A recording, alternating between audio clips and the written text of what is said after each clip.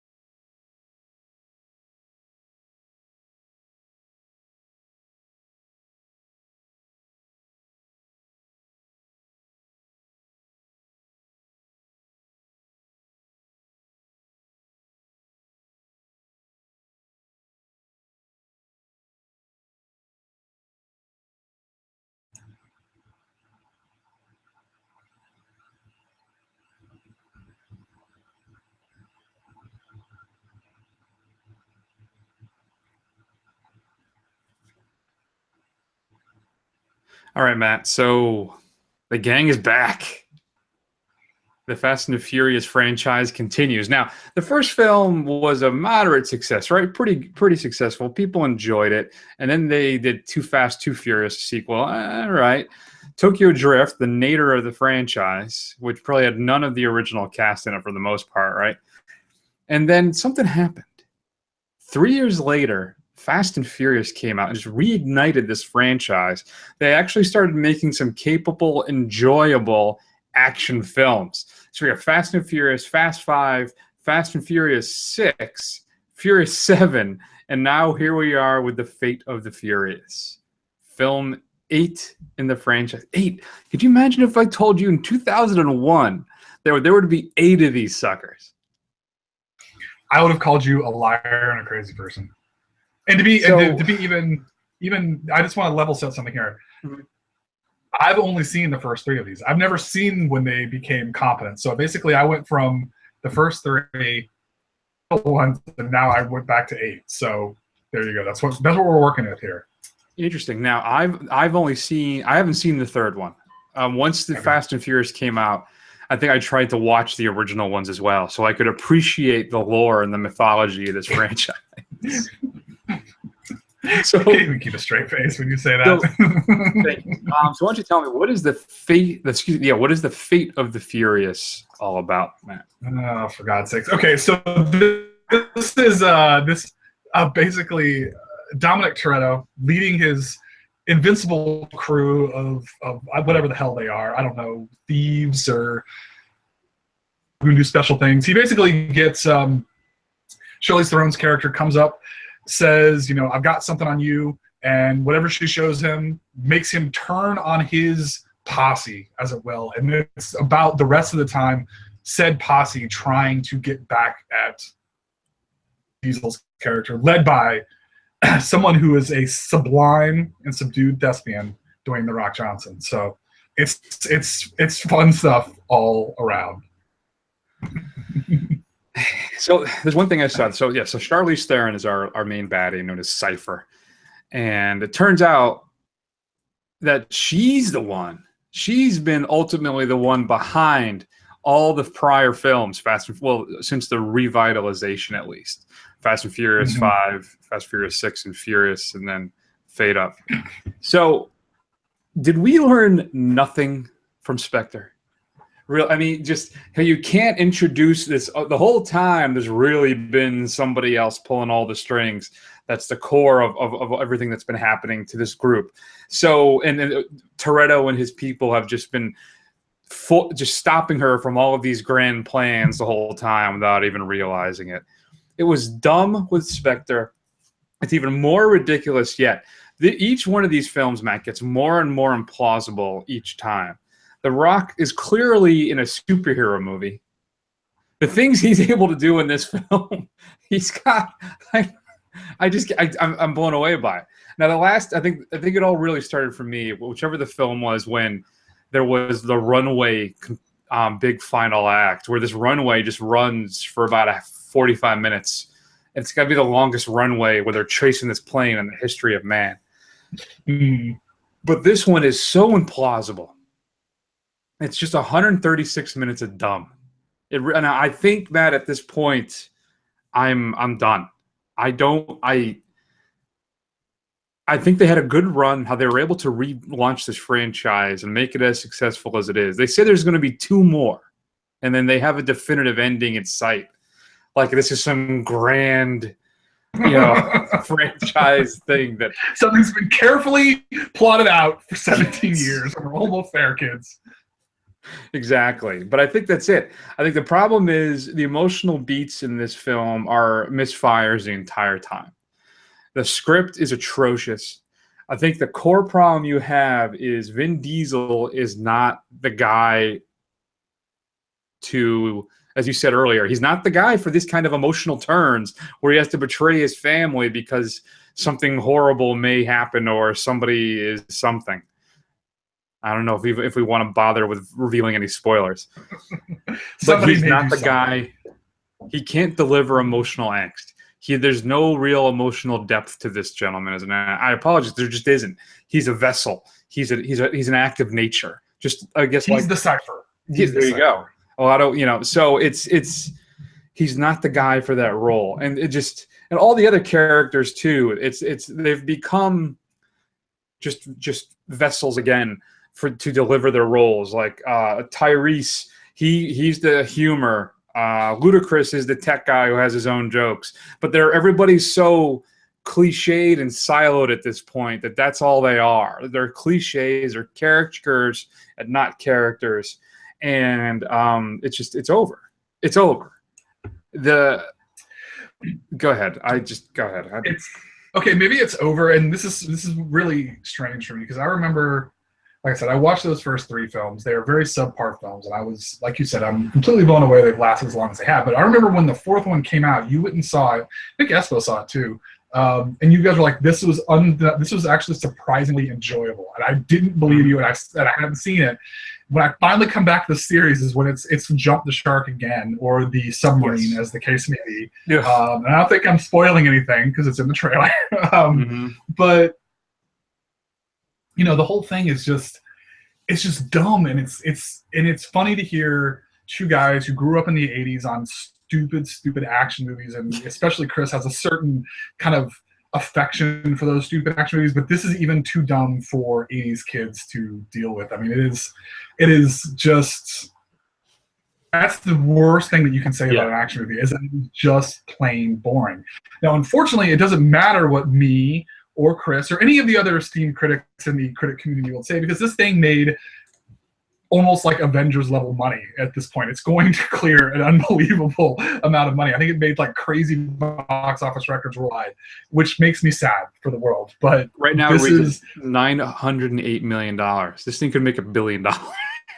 Yeah, that's what I mean. That is like Star Wars money. That is Marvel money right there. And they are out of Fast and the Furious. And like that's the thing. The overhead has to be so low on these things. It's like all money grown up in profit. These things are going to continue forever. And it costs $250 to make. I'm surprised it costs $250 million to make. Yeah, I guess that's a lot. That is more than I would have thought. But I mean, you can't fly Tyrese out into the snow for nothing. I mean, that man, he gets his own jet. Yeah, I hope at least a quarter of that went to The Rock, because sure, I think for me, I figured out my affection for The Rock.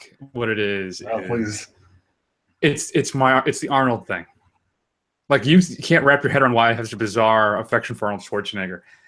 Dwayne Johnson is the current day Arnold Schwarzenegger. He's just a presence.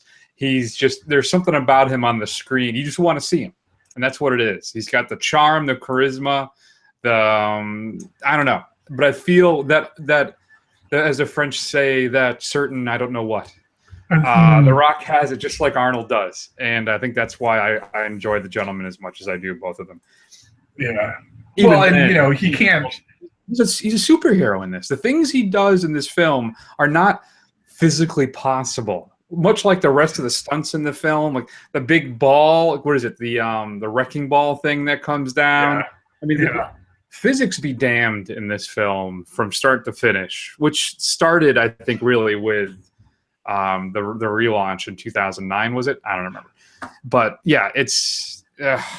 I don't know. I mean, and can I tell you that for a group of guys who are supposedly kind of aligned to law enforcement and the government, they must have a body count that's like as high as like, you know, I mean, literally like when that wrecking ball scene, they must have killed like 120 German cops, like, and they killed all of them. And it's just like, wow, this is the Department of Defense that they're supposed to be working for. Yeah. This is the Rock's elite team. Yeah. So I don't. The only thing saving grace for me for this whole film, I think, was the Statham action piece at the end of the film. I enjoyed that the most out of the entire film. With him and his partner, for lack of a better term, on the plane fight was probably the best part about that whole film for me. That was the only redeeming thing I can think of, really. Yeah, I concur. That was a lot of fun. But I mean, the thing about Statham is he seems to know that he's in like a really dumb action movie, and he's kind of just writing it as much as he can. I mean, he's been in Transporter and all of his other movies. This is just another one of those, and he seems kind of in on the joke. Whereas The Rock, I mean, maybe he is on the joke, but I feel like he's buying into his own, you know, his own Superman, Black Adam hype or something like that. I don't know. He kind of rubbed me the wrong way in this one. Interesting. Yeah, I mean, yeah. I think that's a fair assessment. I could tell you the worst thing about this whole film too is the only thing I wanted to do afterwards is say, you know what, I gotta watch Transporter again. I haven't watched that in a long time. That was the only takeaway I had really of advancement. I didn't want another Fast and Furious film. All I wanted was, you know, I should watch Transporter. I haven't seen that thing in years. I'm gonna watch Transporter and then followed up a little dessert of Crank for a little Jason Statham double feature. There you go. You know, I've actually never seen Crank. Oh, there you go.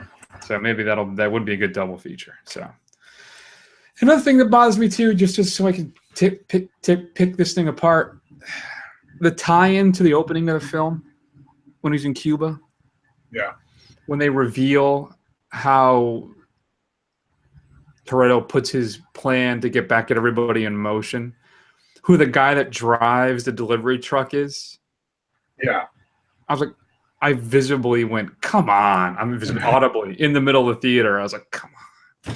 Like, and there's a few times I did that. And I laughed a lot for this film, but it was a mocking laughter. Like, this is ridiculously bad and not that was awesome or a funny moment. That happened quite a lot through this. And I really, outside of the Statham set piece at the end, I don't think there's nothing worth watching in this film. I really don't. I think it's ridiculously bad. I 100% agree with you. I 100% agree with you. D film. Wow. It only gets that much. And I like only gets that much because it's Statham. I've enjoyed the last few too. They've been fun. The actions has been great. But this one, it's a slog. It's almost 2.5 hours long almost, and it's just dumb. So I'm inclined to agree with you. Actually, I'll go with the D as well. It's time. I know. Listen, like you said, financially the things will roll in, and they have said they're gonna make 2 more. But it's time.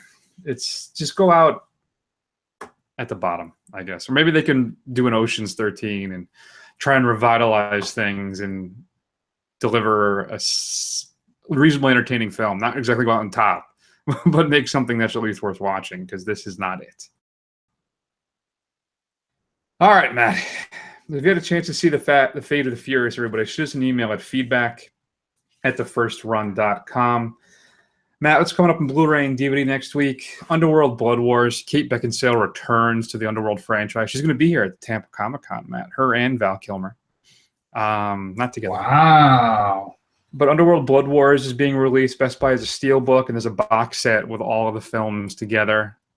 That's another series that really had no reason to continue. I saw the first one, hated it, and I have not seen a single film afterwards.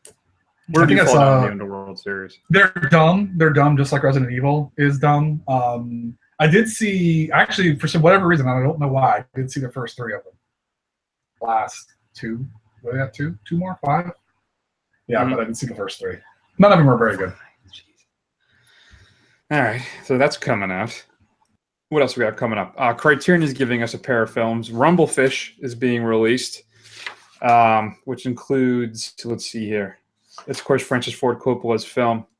A new 4K digital restoration, an alternate remastered 5.1 surround soundtrack, audio commentary featuring Coppola as well, new interviews with Coppola, author and co-screenwriter S.E. Hinton, and associate producer Roman Coppola, a bunch of other stuff as well, some deleted scenes. They're also giving us Tampopo, the tale of an eccentric band of culinary ronin who guide the widow of a noodle shop owner on her quest for the perfect recipe, the rapturous ramen western, by Japanese director Jazu Watami. It's an entertaining, genre-bending adventure, Matt. Includes a new 4K digital restoration, a making of, a 90-minute documentary from 1986, new interview with the actor Nobuko Miyamoto, and a whole bunch of other stuff. Psycho Cop Returns. Adam Rifkin's jaw-dropping Psycho Cop Returns is being restored and released by Arrow. Includes an uncut version of the film, and the first 666 copies sold through, I'm not Arrow, I'm sorry, Vinegar Syndrome. I apologize, Vinegar. They include a limited edition metallic O card designed by Chris Garofalo. It's just like a card that covers the DVD. You know, if you saw a bunch of horror films last Halloween were re-released, and they had just kind of these cards that were shrink wrapped in front of the packages. The Girl with All the Gifts. Have you heard about this film? I think this is something we should do. I think it might be on Netflix, or it's going to hit soon. Are you familiar with The Girl with All the Gifts? It rings a bell, but I don't remember the plot. So give me the synopsis. Humanity has been all but destroyed by a fungal disease that eradicates free wills and turns its victims into flesh-eating hungries. Only a small group of children seem immune to the effects. At an army base in rural England, these unique children are being studied and subjected to cruel experiments. When the base falls, one little girl escapes and must discover what she is, ultimately deciding both her own future and that of the human race. It's supposed to be a pretty good alternate zombie film, so that's getting released as well. And then, let me see here, the big release though, Matt, the one that we're all waiting for is coming out. If you get it from Best Buy, you get a steelbook. You get it from Target, you get a 30-minute bonus disc of extra features. And that, of course, is the best film of 2016. La La Land includes audio commentary by Damon Chazelle, who's the writer and director, as well as the composer Justin Hurwitz is included. A whole bunch of featurettes on the making of the film. Demos of the songs by Damien and Justin as well are included. So I'm really, really excited to pick this up. Are you going to buy La La Land as well? I know you said you're going to get John Wick. Yeah, definitely. I got to buy La La Land because I have a soft spot in my soul, my dead dark soul. That's still that La La Land lit up. You know. There you go. So that's finally getting released. Your straight to DVD pick of the week is Chocolate Strawberry Vanilla. Awkward, lonely ice cream truck driver Warren Thompson has 2 major problems, Matt: an unhealthy obsession with a soap opera actress and a gang of bullies who are likely to savagely beat him on a regular basis. As Warren slowly slips out of reality into a psychotic fantasy world to escape his miserable life, a darker, deadlier Warren emerges to deal with his problems and put an end to his tormentors. That's Chocolate Strawberry Vanilla. So which will we be streaming this week, Matt?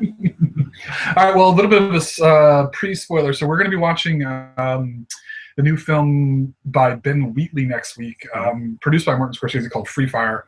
But a couple of Mr. Wheatley's films are actually available for streaming, which I thought, maybe our listeners would like to learn about. So first one up on Netflix is High Rise, which stars Tom Hiddleston in a kind of dystopian, still in the 70s, but dystopian version of England, where he basically lives in a high-rise apartment building where it's a very caste-rated system based on where you are on the floor.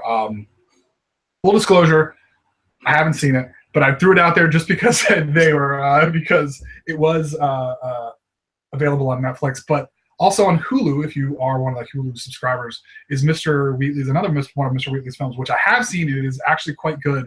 It's called Kill List. Now, I want you to go into this film, if you're going to watch it, as blind as you possibly can. So I just will say this. It is about an ex-soldier who comes home and becomes a hitman, and he signs on for a client, and he's given a list of people to kill who have, let's just say, strange occurrences around them. It's a really, really cool kind of psychological film, horror film. If you haven't checked it out, you should really go see it.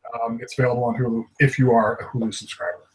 Yeah, I haven't seen it. I'm not even familiar with it, so I'll have to check that out then. Thank you, Matt. Mm-hmm. All right. Let's move on then, shall we? Yes, we shall. Matt, The Void, the Canadian horror film that's supposed to be an homage to the 80s classics by John Carpenter, like with practical effects, maybe a little Clive Barker, perhaps maybe some Fulci, who knows?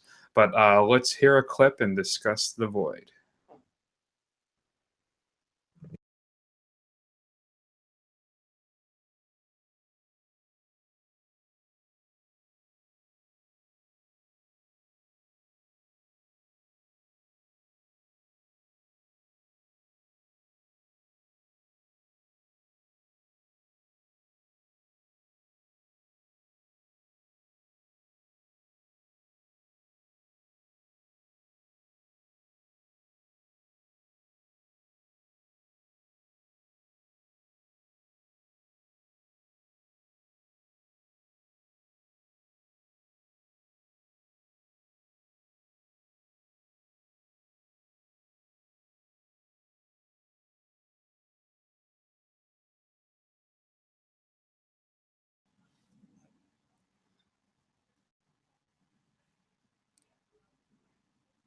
So, Matt, I have to confess, I was actually really looking forward to this, The Void. I love the throwbacks to the 80s horror films. I love practical effects.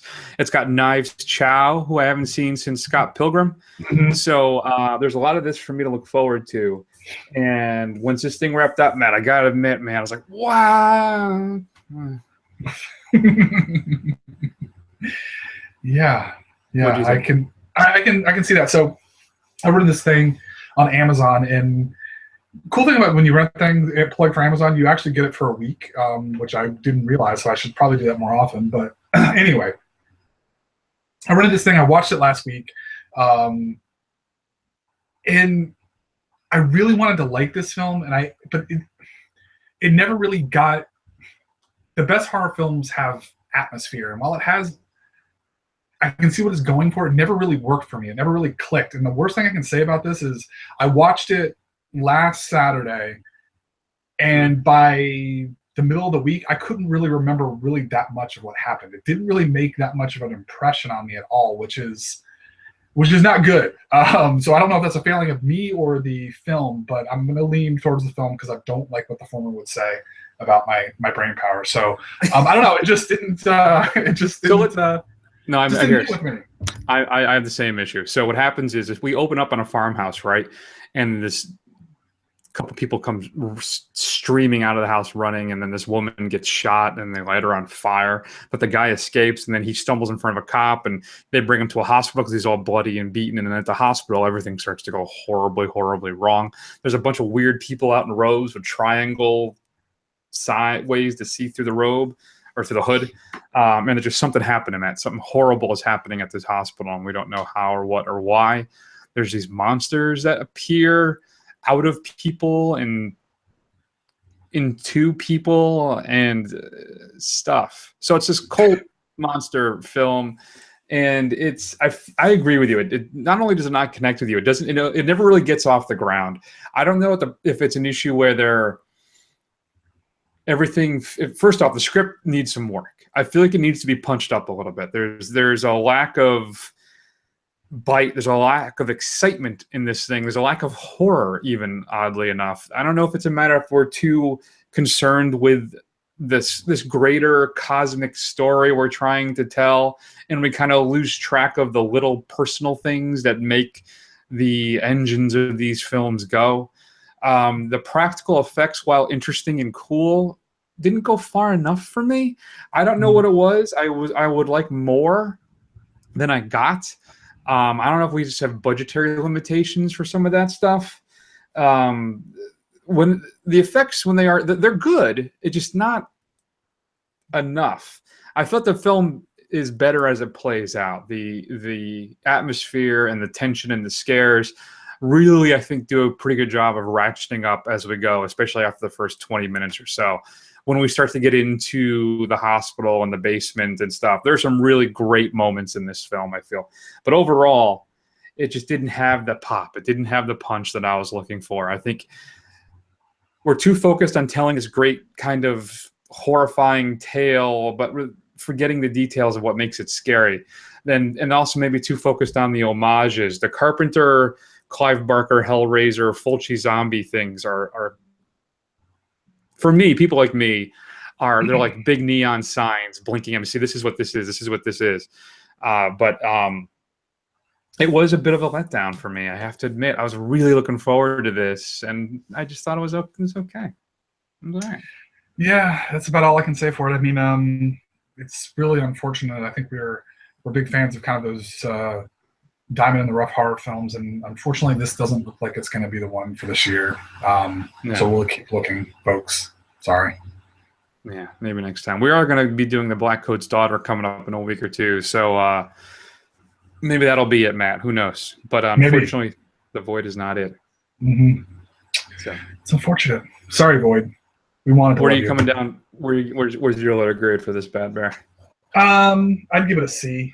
I mean, if it's your cup of tea, I mean, check it out. If you don't have, if it's easy for you to do so, but I wouldn't go out of your way to see it. Yeah, I'm inclined to agree. I'm going to go C+. I'm going to go a little higher because I thought some of it was really effective and creepy. It just not as much as I was hoping for. So if you've got a chance to see The Void, shoot us an email at feedback@thefirstrun.com. Plus at C+, I just have to be somewhat different than Matt. I can't. All right, we've got a lot to get into now with the summer preview. So we're going to count down the 5 films we're most looking forward to. But we also have the bracket, Matt. So I didn't think this through because the bracket's going to ruin the top 5, won't it? Well, maybe not, because the bracket has to war against each other. I have absolutely no idea. We'll figure that out as we go. So let's hear a clip that's from a film that it's not actually coming out this summer, but it is one of my more anticipated films of the year. And if you had told me this 3 or 4 years ago, I would have told you were crazy. Let's hear a clip from Thor Ragnarok. Not really, though. You'll see.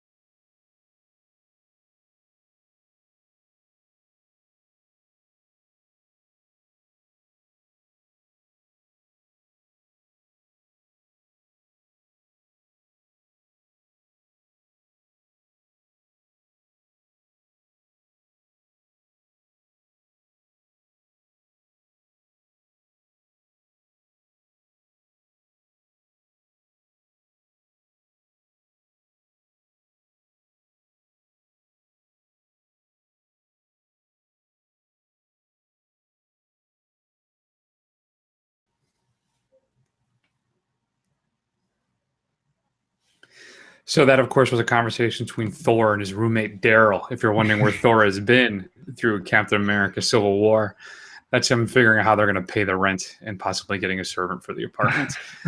There's 2 of these that Taiki Waititi did. He's the director of, and he also wrote it, right, of Thor Ragnarok. Absolutely hilarious, these little short films. If you can check them out, you definitely should. Matt, all right, 2017 summer preview. So you want to just do the top 5, and then we'll go through the bracket and see where we end up? What do you say? Sure. All right, why don't you start things off then? These are the 5 films that we're most excited to see, or that's how I did it, Matt. How was yours? Did you use the same criterion for coming up with your list? Yeah, I did. These are the ones I really am looking forward to see the most out of the summer slate. But at the same time, I mean, really, if you look at this, I mean, it's going to be it's like my final four plus a film. So that's really what this is the way this works out. So do you want me to just rattle off all five? No. Just go. Start with five, then I'll go, then you, just like we normally do. Okay. And then if you have the dates, that'd be great. Go ahead. Okay, I don't, but okay, I will for fourth or one. All right, so my number five is Valyria and the City of a Thousand Planets. I don't know why I'm so excited for this film. I really don't. I mean, I don't get it. I really liked the Fifth Element. I mean, it was a dumb movie that really grew on me, and it's kind of a guilty pleasure of mine. Obviously I like The Professional, but I mean, this is a completely different type of film. Lucy, I wasn't that impressed with, but for some reason, this preview is speaking to me, and I know I'm setting myself up for huge disappointment, but I am still very looking forward to seeing it. So I'm going to put number five, Valyria in the City of a Thousand Planets. Yeah, I saw the new trailer too, and I was less excited now than I was with the first one. I don't know what it is. All right, that's a weird pick. My number five is going to be Ridley Scott's return proper to the Alien universe with Alien Covenant coming out on May 19th. The trailers I've seen for this thing look absolutely terrifying. This time we have a group of couples that are going to begin the colonization, right, of this planet, and they run afoul of the xenomorphs. And of course, one of those couples, well, at least one of the partners, is Danny McBride. So I'm very excited to see McBride do this kind of dramatic horror role. I'm sure he'll still be bringing some humor to it, but of everything coming out this summer, that is probably the fifth one I'm most excited about. I got to tell you, I'm very mainstream with my list. I'm a little disappointed with myself. So, but yeah, that's my number five. Well, it is the summer. I mean, that's what the summer's for. This is when other mainstream stuff comes out. Alien did not make my list because honestly, as much as I love the Alien films, or at least the first two, I'm not confident that our man Ridley can produce something that's worthwhile here. But that's been gone for years, and he's finally home to bring us back the horror of the original film. And this time he has a lot more money and technology too. I'm surprised that, especially you want this Valyria thing with Luke Besson, who hasn't really delivered a really entertaining or exciting film for how long? Listen, we just saw Prometheus however many years ago it was. We were underwhelmed then. Mr. Scott what's the last thing that he made that was great? What was the last thing he made that was great? I think Prometheus is a really good film. It's a thinker. It's one that sticks to you and it makes you kind of, It's a pop boiler. It makes you put on your thinking cap. I wasn't super impressed with it. I mean, it's a gorgeous film. Don't get me wrong. It looks great. But listen, Exodus, Gods and Kings was like an Oscar-worthy. That was horrible. That film was absolutely horrible. Yeah. How about The Martian, Matt? Did you like The Martian? It was aight. It's no Blade Runner. It's no Alien. Whatever. This is when the show's good, when we disagree with each other. Yeah, you go ahead, continue. What's your number four? All right. Then?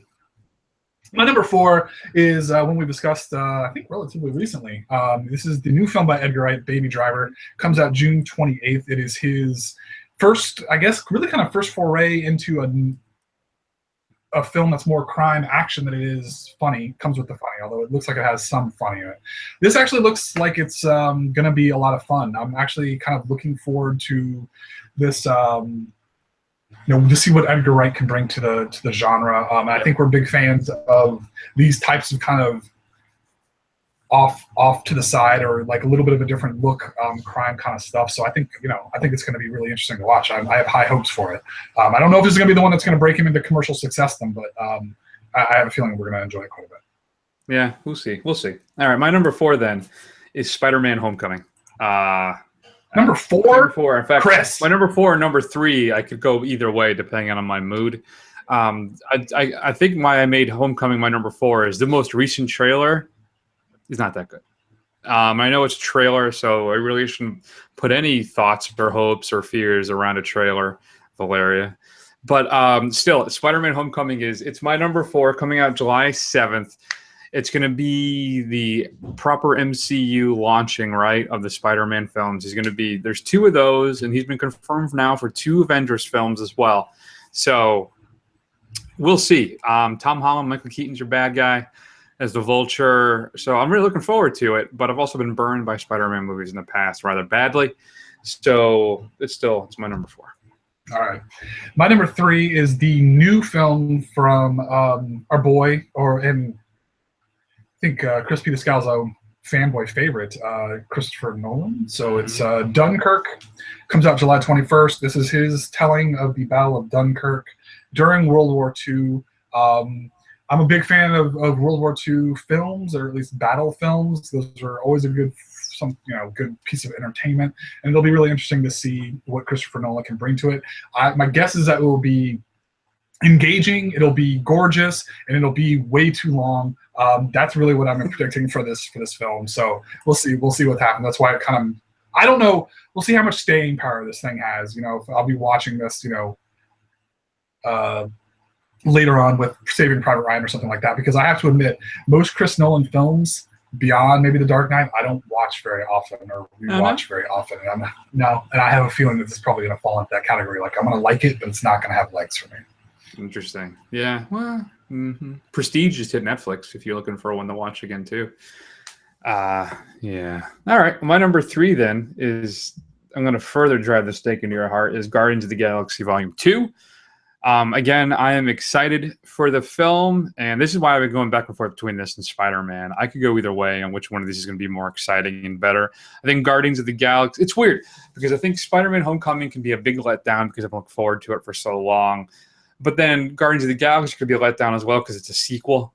They may get too big and too bloated and kind of screw up everything that was so great about the original by repeating it, saying, all right, this is our formula, I have to make sure we do these things, and then it's kind of inert and flat. So we'll see. But it's my number 3. I am excited to see the return of Star-Lord and Rocket and everybody. So, and Baby Groot looks absolutely adorable. So there you go. And that's, when is that? May 5th. Coming up. May 5th. Yeah, that's a couple weeks. So Guardians of the Galaxy is my number 2. I'm looking forward to a lot. I mean, obviously, I'm a big Marvel nerd. Unlike our friend Chris here, I'm definitely the resident Marvel nerd of this duo. And I was pleasantly surprised, along with everybody else, with the first one. I'm confident we're going to get more of the same. I think it's going to be just as charming and funny, and I dare say it probably. I have a feeling it may be better than Spider-Man: Homecoming, but we'll see. We'll see. So I'm putting it down as my number 2. All right, fair enough. My number 2 then is Edgar Wright's Baby Driver, which is coming out on when is it again? June 28th. They moved it up. Yeah. They're so excited about it, and I just love Edgar Wright. He hasn't put out a film yet that I haven't absolutely adored and at least rewatched 2, 3, 4, 5. I've seen every one of this. At least the Cornetto trilogy, I have seen easily 4 or 5 times each. Shaun of the Dead at least a dozen times. So I'm very excited for Baby Driver, to see him do kind of something a little different. So I cannot wait to see what he does with Baby Driver. So that's why it's my number 2, Matt. And maybe it will break him finally. Yeah, maybe. We'll see. I'm not confident, but I mean, I think it's going to be a good film. So my number 1 is obviously Spider-Man: Homecoming. I love Spider-Man the way Chris loves Superman. This was my favorite character growing up. So Batman, actually, but continue.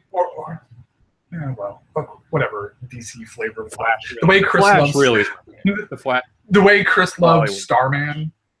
Oh God! Why can't they make a Starman, the Jack Knight, James Robinson, like an HBO series, Starman, or a trilogy of? God, how good would that be? Though it is very 90s focused, I think, for the most part. Nah, he could do that today. Starman would be fantastic. That's my favorite comic series of all time, Starman. All right. So yeah. I'm sorry, go ahead. Say something about Spider-Man. So Spider-Man is my all-time favorite, so I have to, out of fanboy loyalty, to put that as my number 1. I am very, very excited to see how this works out. Now, I'm apprehensive. I really want this to go well. I really do want this to go well. And whatever happens, I think it's going to be competent. I don't think it's not going to be phase 1 level stuff. I mean, at worst, it'll be maybe, on par with an Ant-Man or maybe a Doctor Strange or something like that. Good, but not great. But I really want it to be great. I want it to be great, and I'm hoping they really know they can do it justice. I mean, this is one of their Marvel's basically that they got. So I'm hoping they do it right. So we'll see. I'm very, very excited to see this come July 5th. Yeah, this is the number one property Marvel owns is Spider-Man. So it's, my hopes are high, but we'll see. We will see. So my number one, then of course, Matt, is Wonder Woman. No, it's not. It's actually Dunkirk. Christopher Nolan's Dunkirk is going to be my number one. And I was wondering about this too, because there was a point, if you remember, that Christopher Nolan films were event films for me. You know, that he was the one guy that I absolutely had to see. But then things got a little, Interstellar was good. Inception was great, but he just didn't. It didn't have the pop. It didn't deliver as much as some of the, as say, The Dark Knight did, or for me, Memento, which I think is an absolute classic. So I think this is going to be where Nolan reclaims the absolute must-see title for me, where his films will become event films for me again. I think Interstellar is just a little bloated, right? A little too long. Though I'm much more comfortable with the ending of the film now than I was when I first saw it. I watched it again recently, a couple months ago. So, but still, yeah, Dunkirk, the film, his adaptation of the evacuation of Dunkirk, one of the most interesting stories of World War II, and if you really look into the history and what happened and why, and how oddly enough that whole thing is possibly one of the reasons why the Allies were able to defeat the Nazis and the Axis powers in World War II, was how everything unfolded there. So anyway, Dunkirk is my number one, Matt. July 21st. Any honorable mentions for you? No, not really. I mean, I guess we'll get into it when we go into the bracket, because that's really kind of what else is out there. So yeah, War for the Planet of the Apes for me, July 14th. Wonder Woman, I'm going to say it, honorable mention, June 2nd. I really hope this thing's great. The Dark Tower, August 4th. A Ghost Story on July 7th, and It Comes at Night on June 9th are my two, of course. I had to get some A24 releases in there. Yeah, those I am interested to check out. So, all right. So here's our 2017 summer bracket, Matt. Okay. Where we're going to go through which one we think, I guess, are going to be what we're going to enjoy more. We're going to be the better films. Yes. So I will read the left. I'll let you read the left side. That's more superhero oriented, and then I'll do the right. So why don't you run down what's in bracket A? All right. So we have Guardians of the Galaxy versus Transformers: The Last Night, and Wonder Woman versus Spider-Man: Homecoming. All right. So Guardians versus Transformers. Who do you got? Yes. Obviously, Guardians of the Galaxy. Transformers: The Last Night. We're never even going to watch this film. I hate Transformers movies. I think I saw the first one, and whatever one you made me watch for the show, the second one with the balls and all that stuff. Yeah, so this is going to be terrible. Robot. Yeah, the racist robot. Yes, exactly. So Guardians of the Galaxy is obviously going to win. Yeah, I agree with you entirely. We're not even. I made an executive decision. We're not even going to do The Last Night. We're done. Like I said, hashtag no Shia, no peace. So I think Guardians of the Galaxy 2 is the only way to go. And then you had Wonder Woman and Spider-Man: Homecoming. Spider-Man, obviously. Yeah, Spider-Man is my number one. I'm sorry. Yeah, that's the superhero kind of bracket, and I know what I should have done to you is done Spider-Man versus Guardians. But that's about to happen anyway. But it's going to be Guardians, and I agree, Spider-Man: Homecoming. And then moving down next, Matt, you have War for the Planet of the Apes, right? Versus your precious Valeria. This one. I guess I went with Valeria. I mean, I like the Planet of the Apes films. They're a lot of fun. They're a lot better than they have any right to be. But I don't ever really get that excited to see them. And it's like, oh, I'll go check that out when it comes out. So I went with Valeria. I'm probably completely wrong on this, but yeah, you are completely wrong. Yeah. War for the Planet of the Apes obviously will be the better film. All right, then what's the final bracket there? The Dark Tower versus Atomic Blonde. I went with the Dark Tower. I read this series, and while I wasn't very happy with probably the last 3 books of the series, although it ended kind of cool, I am interested to see what they can do with this. And from what I understand, it's not like a straight adaptation. The whole conceit of that book series is that the story keeps getting told over and over and over again in just slightly different ways. So from what I understand, this is not a straight adaptation. This is just kind of like this next cycle of the story, which I'm kind of interested to see what they do with it. Yeah, I went with the Dark Tower as well. Though I have to admit, the Atomic Blonde film looks interesting to me. but we'll see. It's in the vein of the Takens and what else? Another one. Just your kind of your Statham action film. It's so someone out of type and stuff. So we'll see. That's Charlize Theron, of course. All right, we'll go to the right side now, right? So then I have Alien Covenant versus Tom Cruise's and Universal's attempted monster relaunch with The Mummy. Matt, where do you come down? Alien Covenant or The Mummy? Again, another layup to start off with. Alien Covenant for sure. The Mummy, I think, is just going to be completely underwhelming. It's going to be completely forgettable. Whereas Alien Covenant, even if it has its flaws, is going to at least be competent as far as, and I can't say the same for The Mummy. Fair enough. Yeah, I don't know quite saying the reasoning. I'm not as down on The Mummy. I think it'll be interesting and fun, but I think Covenant will be the better film. Then you have Dunkirk and King Arthur for your epics. This is Guy retelling of King Arthur with my favorite actor, Charlie Hunnam. I don't know what they're thinking with this, but they must be like, hey, well, if he can have moderate success with Sherlock Holmes films, let's go further into English literature, and let's do King Arthur. Dunkirk versus King Arthur, Matt, your winner. Dunkirk, obviously, hands down. Obviously, I should have made this harder for you. Next up is the comedy bracket. We have The House with Will Ferrell and Amy Poehler versus Rough Night with Scarlett Johansson and People. Kate McKinnon. Written by one of the ladies of Broad City. And so, yeah. Are you going with The House or Rough Night? I'm going with The House just because I have more confidence in Will Ferrell and Amy Poehler than I do in Scarlett Johansson. Even though her surrounding cast is good, she's not a comedian, so I'm going to go with that was my deciding factor, so I'm going with The House. I agree entirely with your assessment, actually. I went with The House as well for those reasons. And then next up, Baywatch versus Baby Driver. Now, the Baywatch trailers for me have been horrible. Except for the last one. The most recent one that I saw, I actually laughed out loud a few times. So it may not be as bad as I think it's going to be, but still, I can't see it possibly beating Baby Driver for enjoyment. And Baby Driver's not really a comedy, but it's going to be an action thriller comedy. So I think Baby Driver is really the only way to go for that. Do you agree?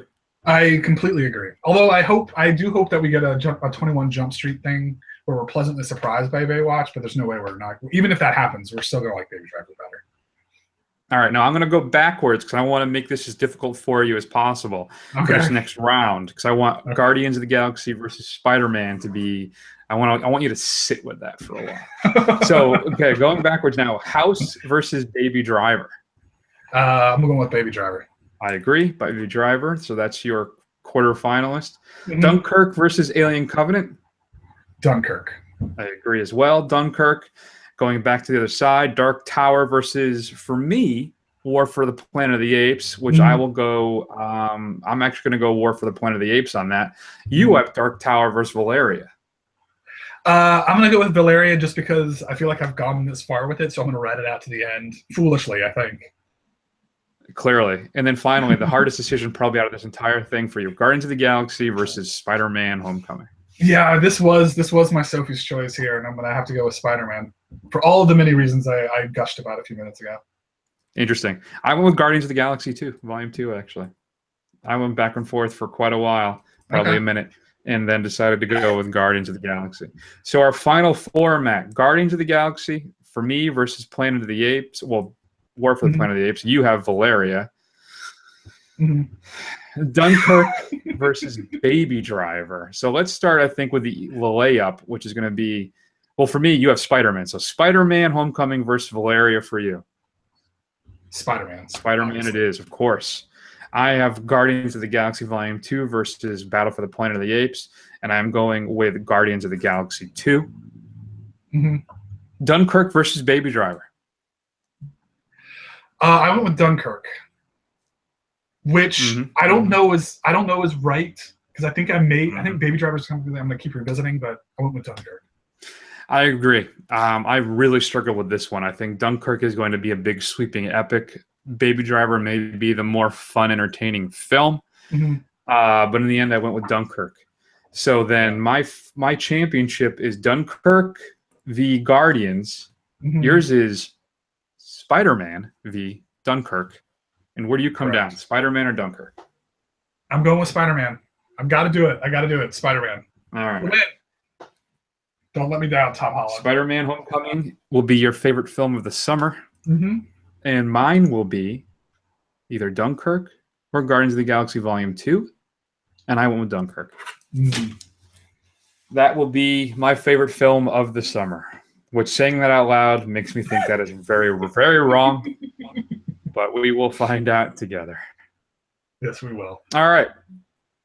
Do your own bracket. I'd love to see where you end up coming down. If you want, shoot us an email, feedback@thefirstrun.com, and I will email this to you. I could actually go through posting on Google Docs and adding it into the website, which I guess I may still do. Mm-hmm. Depends on how generous I'm feeling with my time. You can find us. That's going to be the big show this week, Matt. Next week, we're going to do a double feature, right? We're going to do Colossal. Yeah. Yes. And then, what's it called? Not Shoot 'em Up. It's Free Fire. Free Fire. The Ben Wheatley film Free Fire. I'm very excited to see Colossal and both of these films, actually. I'm looking forward to. Mm-hmm. So that'll be a big, fun episode next week. As usual, you can find us on Twitter, Facebook, Instagram, YouTube. Just do a search for The First Run. Eventually, you'll find us. Eventually. And I guess, Matt, that's going to be the big show for this week, correct? Anything else for you? That's correct. That is correct. No, nothing else. Oh, although what? I did check out The Lost City of Z. So I sorry, go ahead. I've seen The Lost City. You know what? And I've seen Personal Shopper, which I haven't discussed yet either. So we'll have to figure out a way to work those in somehow. Yeah. All right. We'll have to figure that out. Now that I've cut off the theme song. All right. Well, let's start it again, shall we? Professional. Here we go. All right. That's going to be the big show this week. Take an extended break. We'll see you soon.